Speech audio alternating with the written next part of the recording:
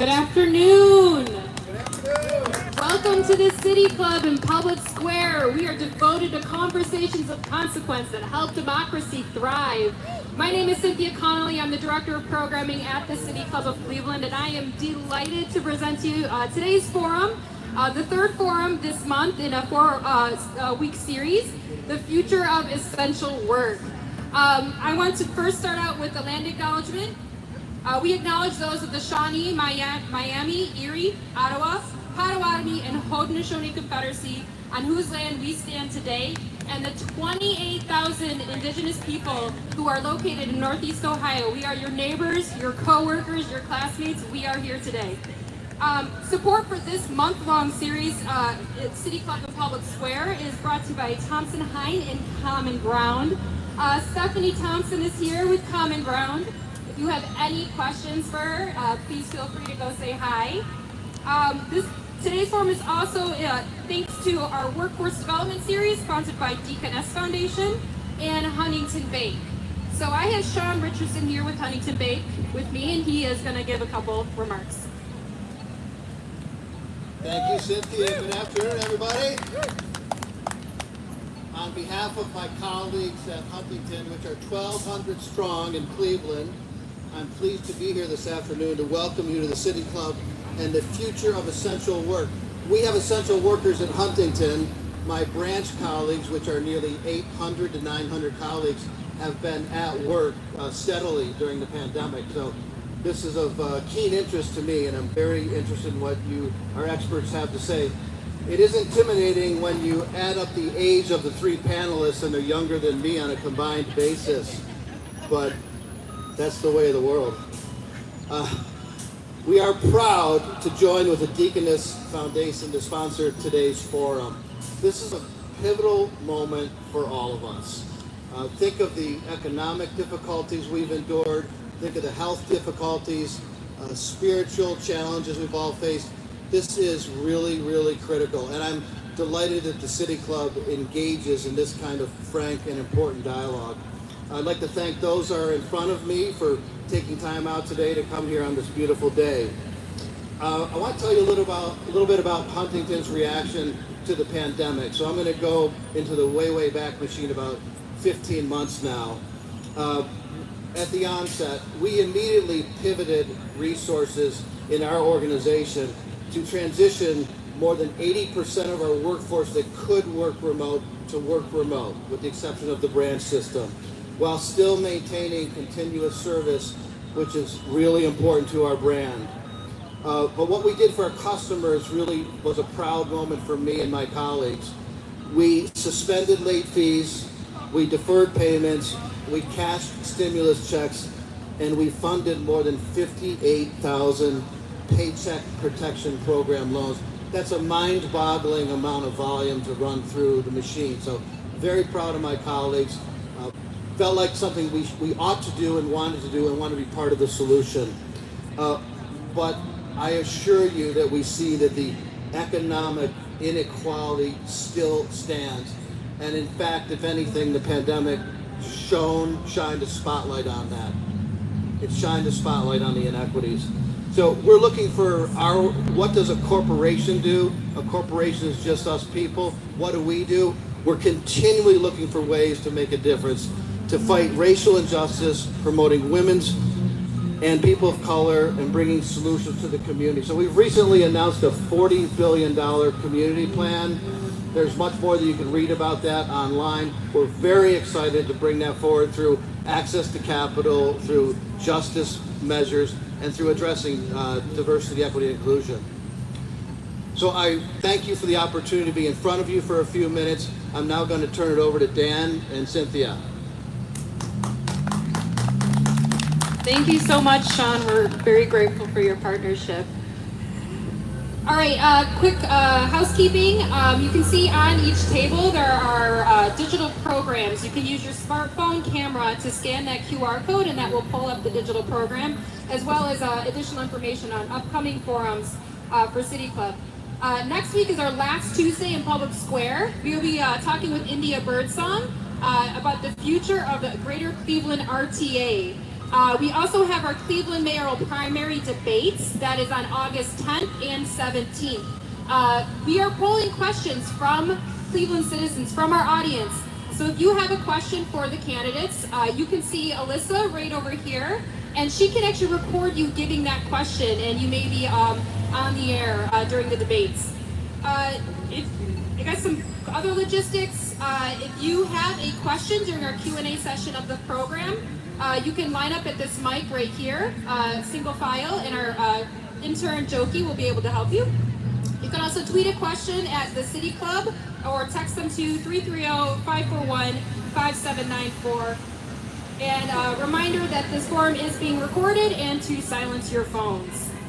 You can support City Club's mission by making a contribution online, becoming a member, or texting the word donate to 216-616-CLUB. That's 216-616-2582, and follow a few easy steps to make your donations. Any contributions made today, you receive a copy of our Centennial book. And now, over to Dan. Thank you, Cynthia. Round of applause, please. Thank you. All right, let's get started. Good afternoon and welcome to the City Club of Cleveland in Public Square. I'm Dan Muldrow, Chief Executive here and a proud member. It is my pleasure to introduce the third forum in our four-part series here in Public Square. Our topic today, the future of essential work. I want to ask you to go back in your mind to March 2020, when we all recognized that there are two groups of workers in our economy. There were those who could set up a home office and work remotely, and there were those who we all referred to as, quote, essential workers. The phrase essential workers referred to the millions of low-wage workers whose labor was necessary to keep us safe, healthy, and nourished. These are farm laborers, meat packers, grocery clerks, healthcare workers, food delivery laborers, janitors, postal service employees, and many others. They all risked exposure to COVID-19 every day. And as the pandemic wore on, they often faced hostile work environments as they were put in the position of having to enforce public health mandates. Now that Ohio has more or less reopened, unfilled job postings in many of these sectors have made national news, especially in seasonal tourism, hospitality, and retail. And this is sometimes called a labor shortage, but of course, it's a bit more complicated than that. So today we'll talk about the current state and the future of essential work in our economy. Joining us today, right in the middle over here, is Grace Heffernan. In her day job, she works in workforce development, and as a volunteer, she serves on the steering committee of the Northeast Ohio Workers Center. Also here, to my left, to your right, is Mike Shields. He's a researcher at Policy Matters Ohio and specializes in work and wage policy. And on the far end of the panel here, Sandra Ellington. She's an executive board member representing Cleveland with the SEIU Local Number 1. That's the Service Employees International Union. So let's get started. Sandra Ellington, I'd like to start with you. What do you see right now as the state of essential work? No, it's on. It's on. Go ahead. Yeah. Just lean in. Be close. It's very important. A lot of people don't want to do the work, but the work is necessary to keep us all safe. People need to understand that every day we risk our lives to make sure you guys are safe going to and coming from where you go. Sandra, I want to ask you to just take the microphone off and keep it close to your mouth. Okay, Okay, good. What I want you guys to understand that we put our best foot forward. We take pride in our work, and it's an effort to make sure you guys are safe because people were continuing to travel even through the pandemic. The world still had to function. So we had folks that were still coming to work, and there was that fear. The fear. Sometimes the fear came to light. Some people caught COVID. We don't know. I caught COVID. I don't know whether I caught it at work or coming from work, coming to or coming from home. But I did catch it, and the fear was that I was going to leave my family behind. When you have workers calling you saying, I have it, Sandra, I'm on oxygen, I think I'm going to die. Tell everybody I love them, it was hard. These are from my members. Being an essential worker is a respectable, honorable job that this country needs. This country would not have functioned if essential workers would not have not continued to work. The meat packer, the security guards, the janitorial. If essential people did not continue to work, this country would not continue to move because we had to do the job. It was hard sometimes, and sometimes you would get out of bed, you would sit on the edge and say, okay, I'm gonna do this. But sometimes you say you would be afraid because you didn't know. I think one of the most important things that people need to know, that this work has to be done so we can continue to function, and that we should continue to invest, because this won't be the last pandemic. It will happen again. Sandra Ellington, but before we move on to the panel, could you just explain a little bit about what your work is? And I'd also like to ask you to just tell us what your colleagues at work are seeing and saying and feeling right now in terms of how they feel valued in this economy. How can I put this? Well, first tell everybody what you do for a living. My name is Sandra Ellington. I'm a custodial worker at Hopkins International Airport for the city of Cleveland. I've been doing custodial work for 15 years, and I do it with great pride. I am fortunate also to be a part of SEIU, who has granted me the opportunity to have many things. My colleagues sometimes feel they were forgotten. We understand and we respect that some people had to work from home, but what about the people that could not work from home? They looked at us, sometimes people felt that they were invisible, like we went into the woodwork, like we were not there. But every day we were doing a job, we were showing up to do a job that needed to be done. A lot of times people were afraid. They would call me, I don't want to come to work. And I would say, it's your choice. And they say, well, are you going to be there? Yes, I'm going to be there. We're going to be there. We're going to do this together. A lot of time people felt that they were just simply forgotten. Nobody understood. Nobody cared. Nobody put any effort. It was like we were trying. But every day, even with those doubts, we continue to come in to do a job that was necessary, that had to be done. Thank you very much, Sandra Ellington. Grace Heffernan, how do you see the state of essential work today? Sure. Hey everyone, Grace Heffernan. I am here on behalf of the Northeast Ohio Worker Center. And we are an organization that is born out of the labor movement. We are very much an extension of the labor movement. We are part of a network actually of worker centers across the state. There's a worker center in Cincinnati, a worker center in Columbus. And while we launched in 2019, I think many of the frustrations and challenges and fears that Sandra expressed that are being felt by frontline and essential workers today have propelled us and caused us to gain a lot of momentum in recent months. And so for those of you who aren't familiar with a worker center, worker centers are in many ways, in the best possible sense, a union for folks who otherwise are not unionized. And they speak really to this recognition of the fact that not everyone is going to be as fortunate as Sandra is to be a part of the SEIU union. They may not work in an organized workplace, and maybe it's not the best choice for them personally for whatever reason, but that workers still need to come together and to demand rights. And so I think that really when we think about frontline and essential workers today, there's no greater illustration of the lack of imbalance in power between workers and their employers, worker and the demands of society than we've seen through the COVID pandemic.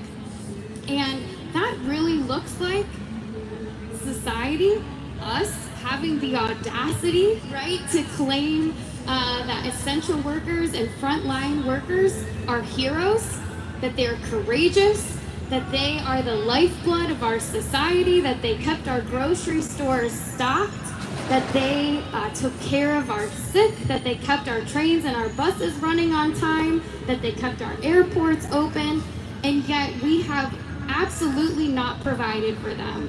We have seen no meaningful or uniform wage increases for frontline and essential workers. We have seen no permanent benefits increases for frontline and essential workers. We have seen none of the things that we very much think of and consider when talking about quality jobs as a result of the pandemic and the heroism and the courageous acts that frontline workers and essential workers performed on behalf of society.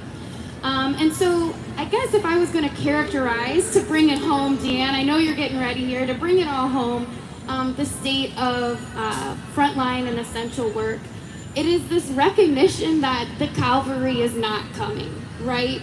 If policymakers, if leaders, if folks with positional power in our communities and resources were going to make significant change for workers, it would have happened during COVID, and we just didn't see that. And so I think you're going to see more and more workers, in particular frontline and essential workers, coming together to demand rights and demand things that they know are necessary to survive and thrive in the workplace.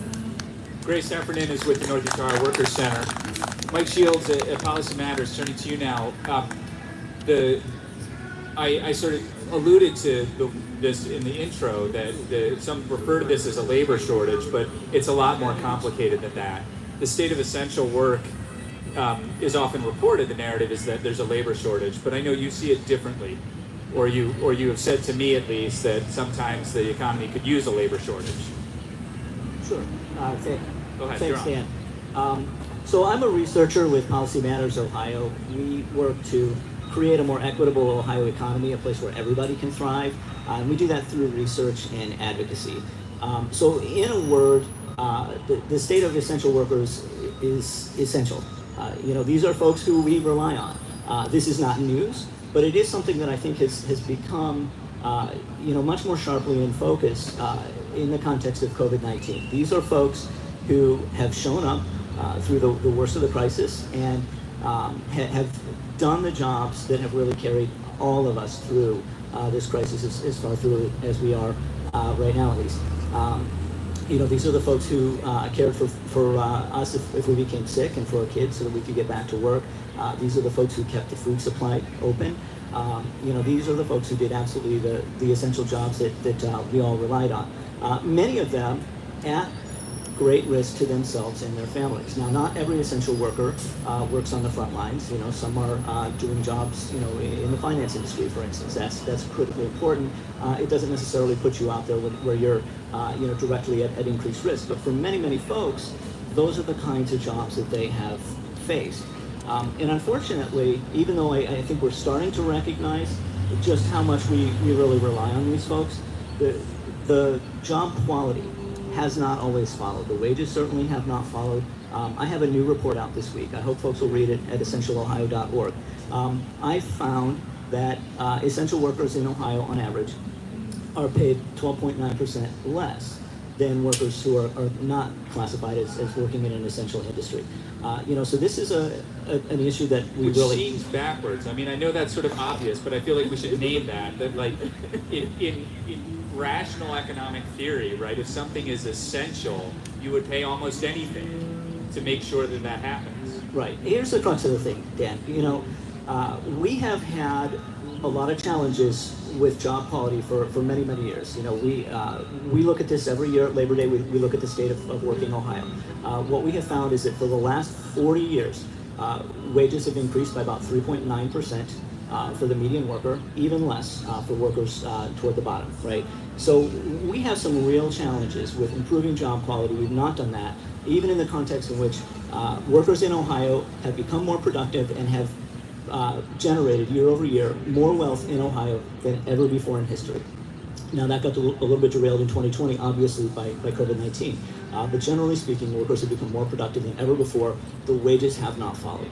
When we look at that, we need to stop looking at that from the perspective of, we look at one individual worker and we say, well, maybe this person needs to improve their skills. Maybe we need to move this person into a different job. No, what we realize now is these are the jobs we depend on. We need to make sure that every job in Ohio is a good job.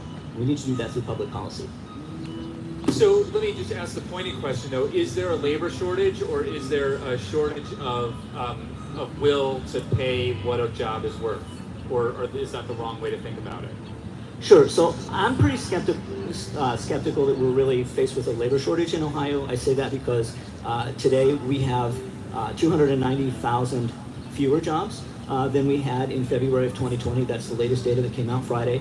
If we want to look at job openings, we have to go to the federal level for that.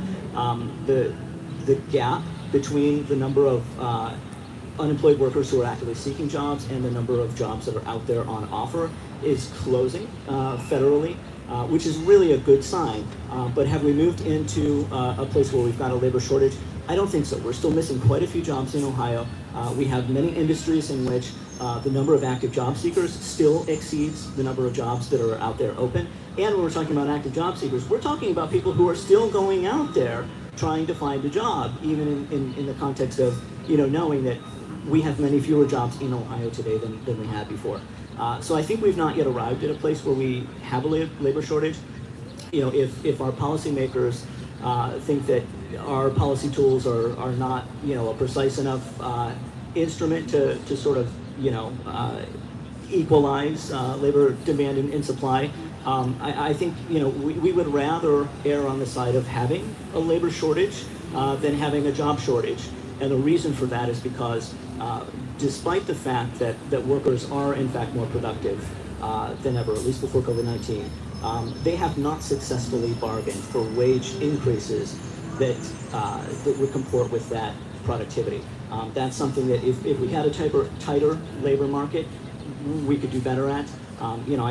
Look, we've seen some businesses who are saying, we post jobs, we haven't had the level of interest that we like. That maybe feels like a labor shortage. It feels like a labor shortage if labor costs more. I think labor probably should cost a little bit more. So that's why I say a labor shortage could benefit us. Grace Heffernan, there's been increasing, economists refer to this as sort of upward wage pressure, right? By which we mean that regardless of the federal minimum wage or what Ohio has set the minimum wage to be, that there is pressure in the market right now to pay at least $15 an hour in order to get reliable workers. That seems like a gain to me. Yeah, well, okay, so I want to be Mike's hype woman here for a second. So he said something that I think is really, really important, and it's about this idea of is it a labor shortage or is it a good job shortage? Is it a skills gap or is it an opportunity gap? And right now, today, for every one job that you describe that's paying that family-sustaining wage, that has those benefits that we described, that we know is not at risk to automation or going the way of the elevator operator, RIP, elevator operator jobs. For every one of those jobs, there are 50 workers that need a good job that has those types of benefits and wages. And so while anecdotally employers feeling like we're inching towards that labor wage increase, we're just not seeing it in a widespread way. And I'll tell you that while I think folks are well-intentioned in many cases, using terms like labor shortage, using things like the skills gap to describe our workforce, there are in many ways dog whistles that perpetuate this notion that if workers worked harder, that if they showed up, that they skilled up, that they would in some way be worthy of jobs that pay a living wage, and that are commensurate with the dignity of their work. And I think, again, to Mike's point, that there is dignity in all work. All work is essential, and in particular, the pandemic has highlighted this. And so, to the extent that we are able to acknowledge that folks do not need skilled up out of their roles, we need jobs to be better, and to recognize that many of the industries that we think of as sort of these entry level or entry points into the workforce, in many cases they are supporting families that pay bills, that have children that need to get to work, that have healthcare expenses. And so the sooner we are able to get rid of this narrative that those types of jobs are filled with high schoolers or part-time workers or folks who are on their way to something better, I think that's when we can start really moving the needle on the quality of work in our country. Sandra Ellington, I want to ask you to describe the quality of work that you have done and the quality of jobs that you have held, because I know that your current job as an employee of the city of Cleveland is different than the janitorial work and custodial work that you've done here in downtown Cleveland. It's a difference, because working for the city under my CBA, I'm entitled to healthcare, I'm entitled to sick days, I'm entitled to vacation. I'm lucky to have that, and I feel that if each and every job had that opportunity, we wouldn't have those issues. people feel that people feel that these jobs are entry level. These jobs are providing services. You know, these jobs are you're putting children through college. Your son is getting married. You know, there are things. My husband he had a heart attack. If it were not for the fact that we had health care, I don't know where I would be. My doctor bill would be astronomical, but I was blessed to be in a situation like that. So I'm gonna piggyback off which we had said, is that we have got to have jobs that provide these things in order to get people to keep them. Because if you're not giving me anything, I'm not going to stay. I'm going to keep moving on. So you need the health care, you need the 15 an hour, you need the protection, you need all these things in order to keep people in these jobs. I don't care what you do. I just want to underscore something that what it feels like the narrative is here, which is that if essential work is in fact undergirding our entire economy, and we anticipate that being the case forever, that the just thing, or the thing to do to ensure, at minimum, even if it's out of self-interest, to ensure that those jobs are filled and done well, is to actually provide the things with those jobs that many of us in the professional world just sort of take for granted. Healthcare, the ability to take a sick day, the ability to have a paid vacation, the ability to not have to work, you know, far beyond the 40 hours a week that we agreed to when we took the job. Is that, I mean, that's essentially what we're talking about, Sandra. Yeah, that is essentially what we're talking about. I mean, people look at our jobs and say, oh, anyone would do that job. But no, anyone wouldn't do that job. Oh, no.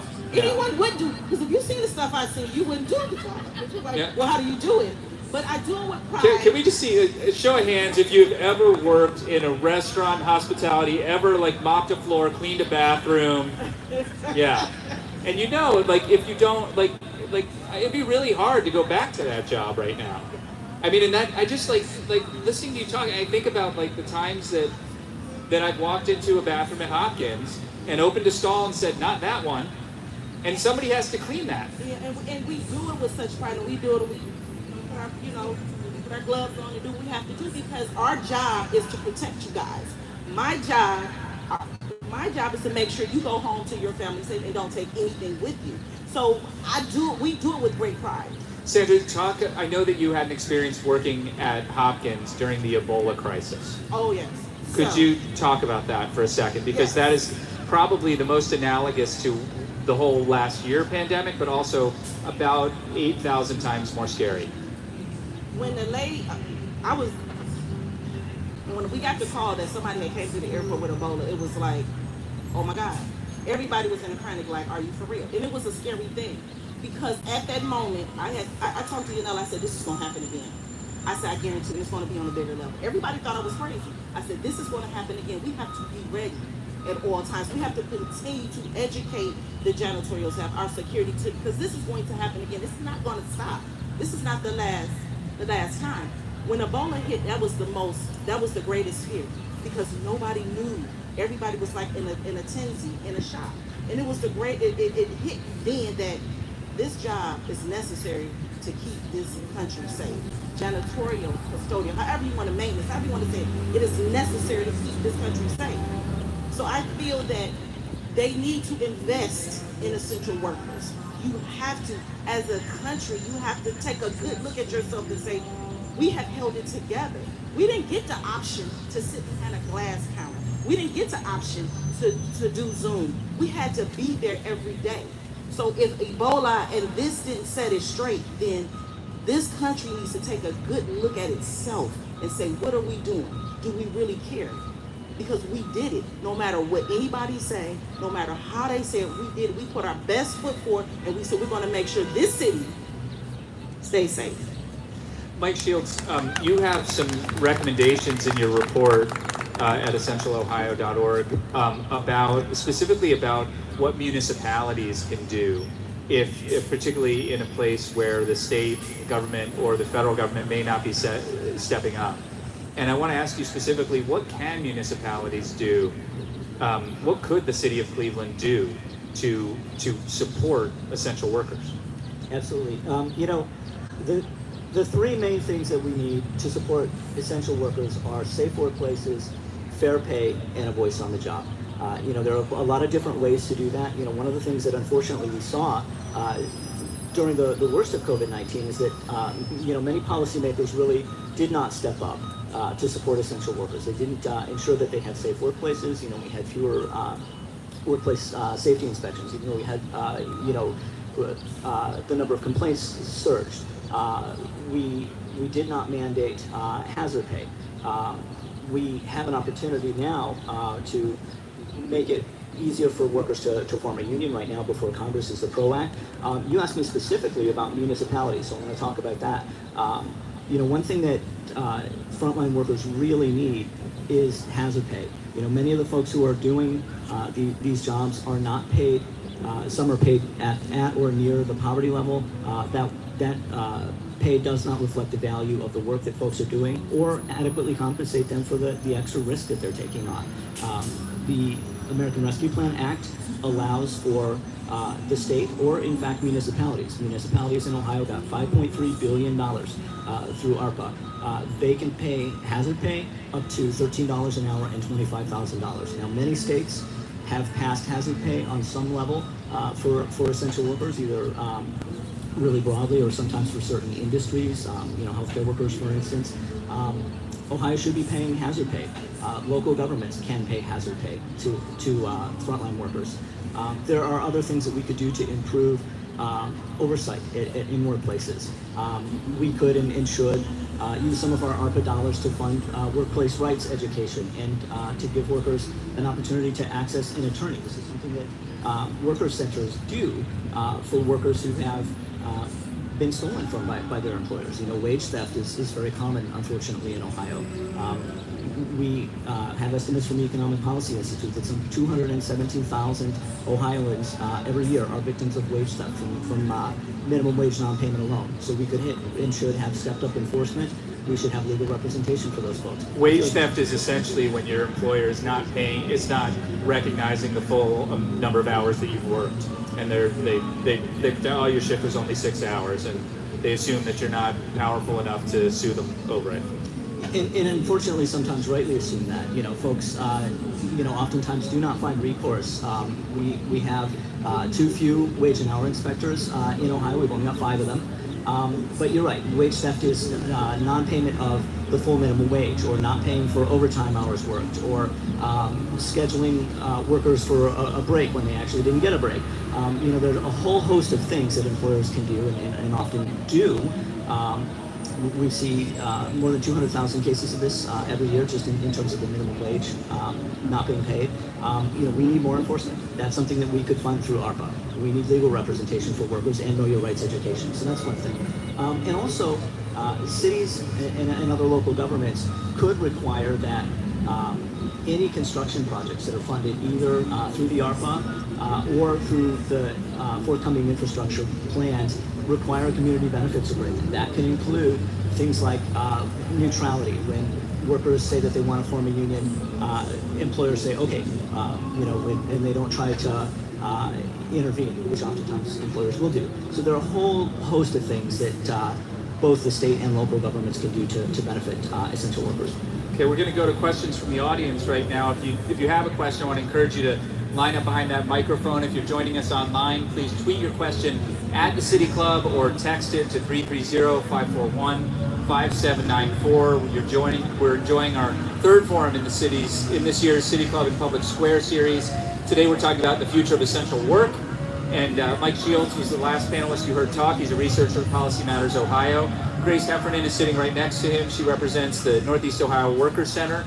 And on the end of our panel is Sandra Ellington. She's an executive board member representing Cleveland with the Service Employees International Union, local number 1. As I said, if you have a question, please line up or text it to 330-541-5794 or tweet it at the City Club and we'll work it into the program. And we have our first question, please. Yes, I mentioned this to you before the program started, but just in a nutshell, I'd like to hear from each of you. What do you think the impact of constructive, comprehensive immigration reform would have on this situation? Who wants to take that first? Grace? Grace Heffernan, go ahead. I would love to. So I think something that's really interesting about worker issues is that worker issues are immigration issues. Worker issues are transit issues. Worker issues are criminal justice reform issues. Worker issues are intersectional. We are all workers. And immigrants in our country in particular are a special set of workers who are vital, who are part of the lifeblood that keeps our economy running. And as such, they absolutely need to be considered as valuable investments into our economy. And so we need policy that supports them and supports their ability to thrive and survive, not just in the workplace, but here in our country as well. And I think Mike might even have a few more statistics about that. Mike Shields, I'm struck as we think about the relationship of immigration reform to the state of essential work, and particularly in the trades, in construction trades, landscaping, farm work. There are economic forces that are far more powerful than policy, by which I mean that regardless of what the law says, there are people who come and work and do the jobs that other people won't do. And that work is often essential work. So to the audience member's question, what would reform that actually address those realities, what would that look like and what would that mean? So, I don't think that this is more powerful than policy. One thing that I did find in my report is that immigrant workers are more likely to be essential workers than folks who are non-immigrants. Also, just when you talk about immigrants, are you talking about documented immigrants or undocumented immigrants? So it's really hard to parse data on undocumented immigrants. I am talking about immigrants, but we certainly do know that undocumented immigrants make up a large share of the workers in certain industries. Particularly, we're talking about agricultural industries that we've really depended on throughout this crisis. So immigrant workers are more likely to be essential workers. These are folks who we depend on. But I think one of the core challenges with our immigration policy is that it leaves workers in this state of limbo. It leaves people in a state of limbo wherein their employers can exploit them. We get workplaces that have a large share of workers who are undocumented and will have an ICE raid, and then workers are apprehended. They're jailed. They're separated from their families. We've seen two of these in Ohio, major raids, and it was a few years back. I want to say maybe 2018. But oftentimes employers are not held accountable, but workers become very vulnerable. And what that means is that workers are subject to this sort of potential threat from their employers. If they file workplace safety complaints, they can face retaliation. If they attempt to form a union, they can face retaliation. So I think one of the vital things that we need to do in order to make sure that workers can advocate for themselves, because we've got a real bargaining power breakdown. We talked already about how workers are more productive. But what workers do not have is the bargaining power. Giving folks a path to citizenship would help that tremendously. There's a narrative that immigration would lower wages, right? Like increased immigration would lower wages because there'd be more competition for even essential work, or that somehow immigrants are, quote, stealing the jobs of native-born Americans. What does the data actually say about that narrative? Well, the fact of the matter is that immigrant workers are a critical part of the essential workforce that we have. These are folks whose work we rely on. These are folks who are here. Many of them have been for many years in the United States. Many of them live with U.S. citizens. Many of them have children who are U.S. citizens. These Ohio immigrant workers and Ohio undocumented workers are Ohio workers. They are here already. They've been here for a long time. We depend on them. It is time to start extending to them the dignity and the workforce protections that they need. And they are, by and large, paying taxes as well. Our next question. Hello. My question is, as an employer, so I'm a small business owner and I try to implement, the things that you guys are talking about, but sometimes it's difficult to know where to get the resources what things you can provide. And as a small business owner, or I think even as a medium-sized business owner, unless you have a full HR department, it's sometimes difficult to find these answers or to have dialogues with your employees on what they need, because sometimes they're uncomfortable to ask for it as well. So just from an employer perspective, what would be some things that we could be implementing that could help our employees? Grace Heffernan? Sure. So that's my sister actually coming with the hardball questions, just in case anyone wants to know how the Heffernans roll. So, you know, I think there's this shift we have to do that is moving away from individual workers and individual firms and thinking about the systemic changes that we want to see. Mike talked about policy and the power of policy. So it is not an accident. The system is not broken in such a way that women workers, that Black workers, that Latinx workers, that LGBTQ plus workers are continually finding themselves marginalized. It's in fact distinct policy choices that do that. And I'll give you just one quick example, and I promise it's going to come full circle on my sister's question. In 1935, we passed the National Labor Relations Act. It was this broad, sweeping piece of legislation that provided workers with the ability to organize. They had protections they had never had in the workplace before. And generally, it was a really good thing. It was a boon for workers, and I can tell you that in the height of Cleveland's manufacturing sector, a lot of those things came from that labor law. However, there was two groups that were left out of that law. There were agricultural workers and there were domestic workers. So let's think about who are agricultural workers and who are domestic workers in 1935.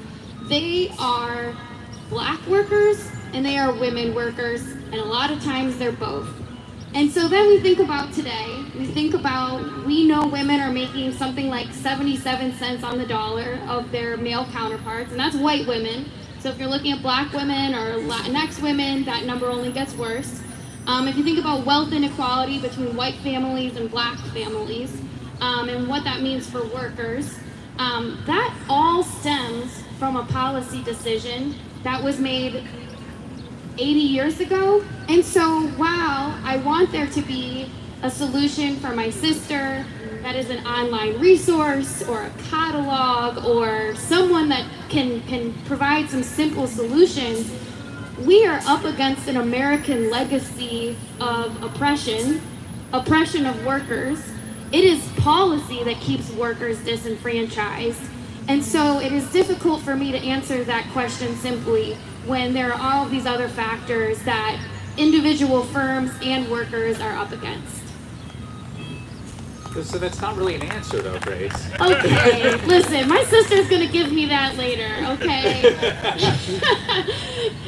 Well, let me ask you, Sandra, what would you suggest to small business owners, even just if it's just how they deal with their janitorial needs or their custodial needs? Well, from a janitor's point of view, I think one of the most important thing is listening to the worker and paying attention to the need. Because as you can see, during this pandemic, we were needed, and we can't undermine that any kind of a way. So I think one of the most important things is listening. And if they want to form a union, let them form a union. That might even be better for you, so you can stay within policy. So you can say, oh, I can do this and I can't do that. And I think that's a lot of the problem. Because when people don't have unions to give them guidelines, they just like, well, I can just do this. And then you're out of the guideline, then there's another situation. But I think listening and allowing your and allowing workers to form unions, I mean, it's a choice. You know what I'm saying? You don't ask me what church I belong to or how much I give, so why should it even make a difference what union I belong to? It strikes me too that that with a need like that's been articulated, there's an opportunity for either the Workers Center or even a branch of the Chamber of Commerce to provide that kind of guidance to, sort of like a how-to, like, so you want to be a progressive employer, here's the pathway. Let's get another question. A reminder, if you want to text your question to 330-541-5685, 5794, you can, or you can tweet your question at the City Club, and we'll work it into the program. Do we have our next question? Hi there, I'm not related to anyone on the panel, so this is just a general question. What are your thoughts on a nationwide general strike? Do you think that would be effective, or what kind of consequences do you think it would have as far as moving forward, pushing this movement forward? A nationwide general strike. Yep. Thank you for that provocative question. Sandra Ellington. If we had a nationwide general strike, the country would stand still, and people would pay attention. I mean, I've heard of countries going on strike where they just shut down everything. I think it would bring such attention to this country and hold elected officials to be fired. You would see a whole new change. I mean, that's a hot question. If we did, it would be a change. People would stand and take notice, because nothing could move if the railway ain't moving, if the people ain't cleaning, if they not flying planes, if they not stocking groceries. This country would stand still, literally. And it basically stood still during the pandemic, and it was just that push. But if that was to happen, oh yeah, elected officials would get a clear understanding of what the workers really want. And I think we would get everything we want. Mike Shield or Grace Heffernan, I mean, sounds like a very French proposal. But I wonder, like, when you have seen the impact of these sorts of things on other nations' economies, what has that impact been? I gotta stay in Ohio, or at least America, for that question. But short of having a general strike, I can say simply having representation from a union would make a tremendous difference in working people's lives. I found in the report that I put out this week that essential workers are generally paid 23% more on average if they're represented by a union. Also, folks in other jobs not classified as essential are paid 20% more. So, simply having the representation, I think one of the real challenges that we're facing right now is that workers do not have the bargaining power to effectively bargain for the wages that really would represent the value of the work that they do. So, without speculating on something like a general strike per se, simply having representation, having collective bargaining, having the opportunity to be represented by a union is one of the most important things that we could do to improve the working and living conditions of essential workers and others. Okay. Next question. We've got a texted question. It says, can you talk about a distinctly American practice of tipping in the hospitality industry? Is it time to move away from tipping and to standard wages for our restaurant workers? Grace Yes. Heffernan. All right, well, I'll start, but Mike actually literally wrote the report on this, so I will. So here's my perspective. I made my living from ages 16 to 28 as a server. It was a job that was with me full time, and it was a job that once I got into the nonprofit sector and still needed another job, was able to accommodate me in those ways. So it is truly all love for my restaurant workers. But tipping has its roots in slavery. It is absolutely born out of our nation's legacy of racism and discrimination. And if you have been able to make a living on your tips, a good living, which I know is possible for restaurant workers and bartenders, then God love you. That is wonderful. But by and large, when we're talking about uniform practices that can make a difference in workers' lives, tipping's gotta go. Tipping's gotta go. So I'm gonna let Mike give some more detail on that. And Mike, if you could just remind people, I mean, the questioner said this is a distinctly American practice, and I think Americans don't often realize that. Yeah, well, it's distinctly American that the tip comprises part of a wage. So, folks do tip in other countries, but, other countries don't allow employers to just take part of that tip as part of the wage, and that I think is the crux of the problem. Grace is right. This is a practice that originates in post-Civil War Reconstruction. And it's a practice that is largely responsible for the fact that restaurant waiters and waitresses are paid among the lowest in Ohio, and they're paid at the median less than the poverty level, around $9.60 an hour. I reported on the minimum wage just a few months back. If we were to pass a $15 minimum wage in Ohio, including everybody, including tipped workers, that policy would benefit some 1.6 million Ohio workers. The typical worker would make $3,900 more than they do right now. And eliminating the tip credit alone would generate some $1.2 billion in new wages and new economic activity every single year for the state of Ohio. This is a practice that we really need to leave behind us. Okay. No, okay. Next question. Hi, my name is Michael Dover. I'm a City Club member. Great to be here. Hello, Michael. Great to see you. Good to see you, and you didn't put me up to this question. My question is going to be, are social workers and human service workers essential workers?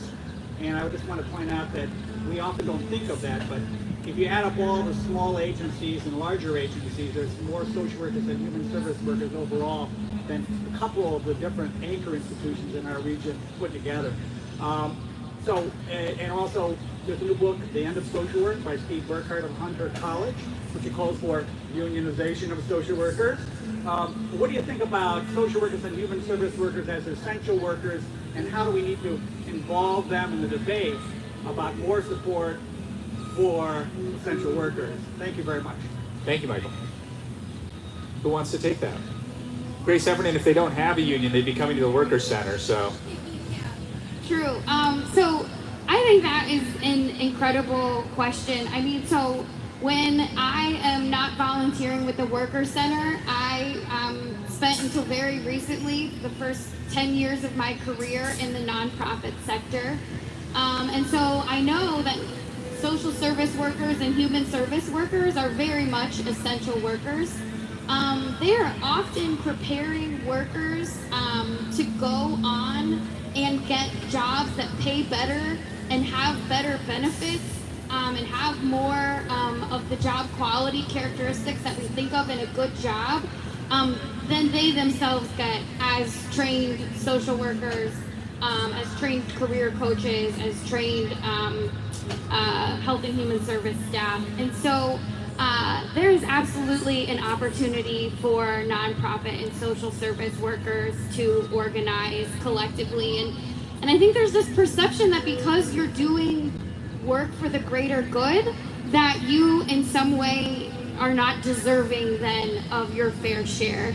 And while I would love to see workers organize, I would actually love for philanthropy and government to lead on that. And why ask workers to put themselves out there and be vulnerable when there's really these other players that have so much more resources and positional power in our community to make a difference. Excellent. Any questions on Twitter? I think you mentioned, Grace, before earlier that that the state of essential work and the labor and labor writ large is intersectional.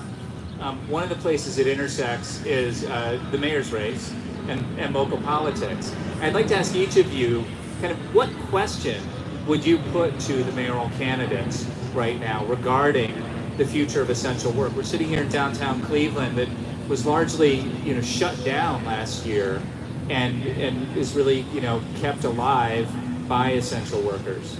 So, Sandra, I'd like to start with you. However, I understand as a city employee, you might feel like, oh, maybe I shouldn't answer this question, but go ahead. I live in the city, and I'm an avid voter. I vote for everything. So. Well, I hope you only check one box. I check one box. Okay. I check one box all the time.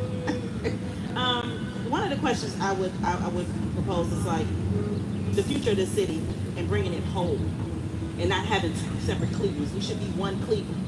So, if you're going to be mayor of this city, you have to take a look at making the city whole, not having two separate cities. If you're going to bring in business, make sure you're including everybody. You can't gentrify one part and forget about the other part. And essentially, that's what a lot of people are talking about. We want to participate. Everybody wants to participate in the city. So anybody who's looking to run the city has to look at the everyday working man who goes out and don't get an opportunity to sit home and do work. They have to go out, catch the bus. They have to look at all of that when they want to run the city. And they have to take a good look at their essential worker and say, this worker Hazard pay is going to come up. It's a fact. It is what it is. My members are screaming it. We won't hazard pay, and that's not to be. And that's not to say. That's not putting a value on anything. It's just said we've been here. Acknowledge us. We're not invisible. We're not the trash that we take out. We're actual people. Who's tweeting that? Someone needs to be on Twitter right now. We are. The City Club is. I'm sure the City Club has tweeted that out. Grace Heffernan, what question regarding essential work and the future of essential work would you like to hear the mayoral candidates weigh in on? Okay, so the Northeast Ohio Worker Center this spring, we were looking down sort of this rollout of the vaccines. We knew that the economy was going to be opening back up, and to some extent, the world was going to be opening back up. And so we drafted a Northeast Ohio Worker Bill of Rights that outlines the ways in which workers, specifically Northeast Ohio workers, need relief. And so I would ask a candidate, are they willing to sign on and endorse that Bill of Rights? I don't think our Bill of Rights is particularly unique, but what I actually think is unique is Northeast Ohio workers have come together and said this is what we expect in a job. And so I will not only ask that of the candidates, but if anyone here today would like to sign on and endorse the Northeast Ohio Worker Bill of Rights, we have clipboards over here on this picnic table, and we would love to have your signature. Thank you. Mike Shields. I would ask every elected official, what are you doing to center working people in the center of an equitable recovery? You know, this recovery has moved much more quickly than the one from the Great Recession. It's moving about 5 times as fast. I think that has a whole lot to do with the fact that we have had unprecedented fiscal stimulus from the federal government.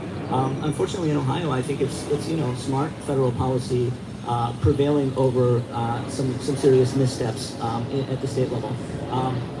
But I think that having a recovery that includes everybody really needs to mean focusing on working people and putting them at the center. That needs to particularly emphasize folks who've been left on the margins a lot of times. People of color, black workers in particular, Latinx, immigrant workers. And fundamentally, we need to make sure that essential workers and all working people have safe workplaces, have fair pay, and have a voice on the job.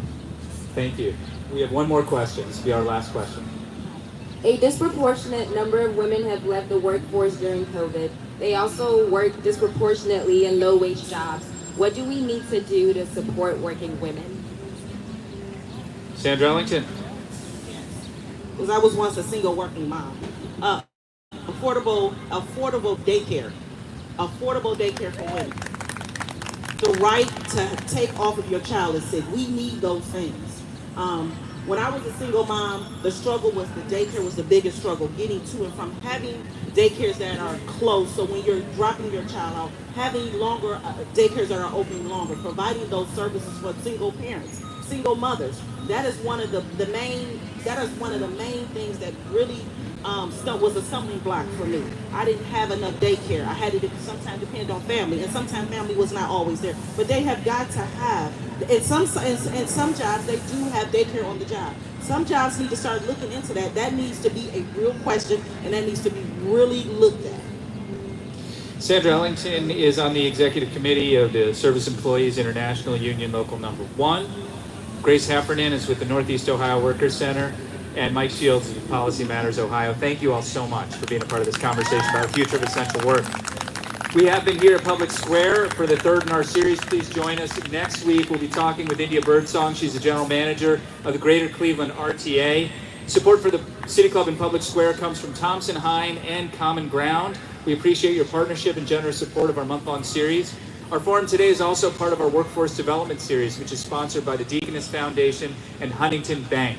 You can join them in supporting the City Club's mission by making a contribution online, becoming a member, or texting the word donate to 216-616-CLUB. That's 216-616-2582. A few easy steps later, you too will be supporting conversations of consequence that help democracy thrive. Finally, before the wind blows my script away, we're back to in-person forums on Friday, this Friday the 23rd at the City Club. We've got a great panel that's going to be talking about the challenges of the last year and the kind of leadership qualities that will be required for our collective success. It is sold out, but you can join us by listening on WCPN or watching on cityclub.org. Tickets are still available for Friday, July 30th.